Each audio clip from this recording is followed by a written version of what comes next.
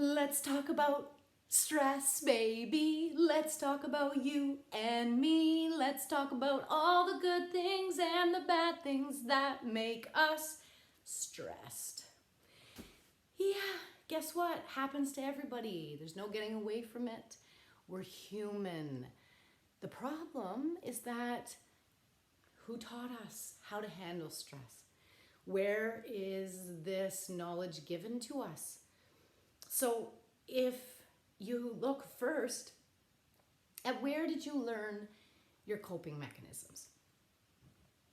If it's from family members who role modeled coping through using substances, getting angry, totally detaching, ignoring, all the different unhealthy coping mechanisms is basically what we got to see. It was monkey see, monkey do for most of us, up to a point where we realize, I don't enjoy this experience and I'd like to change it. How? So, I mean, gosh, I could talk for days about this because it's not a one size fits all, okay? There's not one technique that's going to work for everyone because we're all coming from different places and different things cause us to feel stress. First, do we even know what stress is? It's just a chemical reaction in our body that happens. That's why I sang all the good things and the bad, because it's good too. If you're going on a roller coaster, that's stressful, but it's really exciting. And we use our mentality to change how we are perceiving and feeling about that emotional stress. Now, no doubt if you're going to write an exam or you have a huge upcoming event or something, again, all of these things cause a chemical reaction in the body. And what we want is to ease that, right? So we want to look for something that's going to give us serotonin and dopamine, chemicals in our brain that cause us to feel good.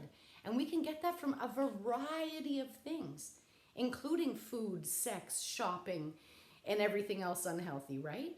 But on the other side of it, some physical exercise, eating the proper things. So often we think that we're having a panic attack or anxiety attack, and you'll feel your heart having palpitations and you can't breathe and your chest is heavy and you feel like you're dying. Those are the cause and effects a lot of times of neglecting our body and our mind and taking control of our emotions instead of letting them take control of us. So for example, if you have consumed Doritos all day and you got a chocolate bar and then you had McDonald's, and then all of these things are not necessarily giving you the vitamins, minerals, and nutrients you need for your body to function properly, right? So it's already, I can get so technical about being alkalized and balanced, but you're sending your body into shock already. Now add a stressor. What do we think is going to happen? Let's look at it logistically.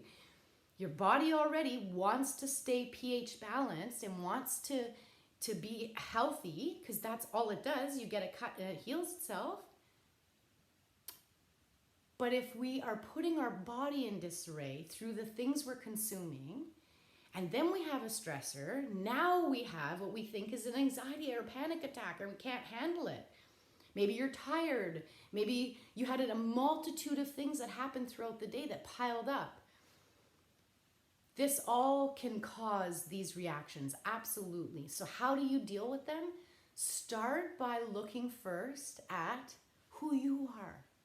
How do you deal with stress? What's your immediate go-to when you're feeling that emotion coming on? And really look at the precursors, the things that you did prior to feeling that stress.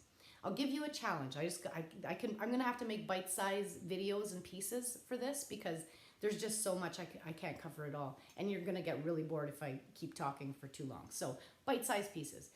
Start with recognizing what are your coping mechanisms, okay? What do you use and turn to right away when you're feeling stressed? And look at the precursors, okay? So what did you do before you felt that super excessive stress come on, right? Because it's a progression, right? You don't necessarily go 0 to 20 in a second, although we can, depending on the buildup. But often it's like, this annoyed you. You stubbed your toe in the morning, and then you got on the wrong side of the bed, and then right away the first thing you see makes you upset, and it builds up and it builds up and it builds up with, okay, so start looking at what were some of the things that affected me along the way that got me to that 20. And see if you can't eliminate some of them, if you can't make more time to just breathe in the mornings. Pay attention to what it was that you consumed before that stressor really kicked your butt. And start to just simply be conscious of the ways in which you're going about your day, and if there's anything you can change that might help you not feel that 20 degree of stress. And instead, it might just simply be a 5, and something you can quickly change once I start to. I'll give you some tools and things to change that in the future. But first, I really want you to watch sugar, because this is evidently causing a reaction in your body and will cause anxiety. It can cause all kinds of problems. Don't even get me started. But eliminate sugar for a day. Okay, you're going to feel other signs and symptoms from the withdrawal. But if you could get that out of your system, you'd be surprised at how you might not experience anxiety and stress the same way. That helps it level up. It really does. I used to put 6 sugars in my tea. 6 heaping spoons of sugar in my tea. It was when I was going through Tim Hortons one day. The lady didn't make my tea. She waited till I got to the window, and she shows me my cup with the amount of sugar in the bottom. I was like, don't even judge me. Just give me my tea. I need my sugar water. And I realized going on in time that was so terrible. And I thought all the time, I had anxiety. I have panic attacks. When I eliminated that from my life, guess what? I don't get them anymore. It took a long time. It is a process, and you are going to withdraw. But you get it out of your life, and guess what? You don't experience those intensified amounts of stress anymore. It's worth a try. The only thing we can do is start to be conscious, become aware, and make changes. I hope this helps. I really can't wait. I'll keep making a bunch of series, and please comment, give me some feedback. Follow me on Facebook, follow me on YouTube, follow me on Instagram. Listen to my podcast. Lots of great stuff about helping your mind there too. Much love.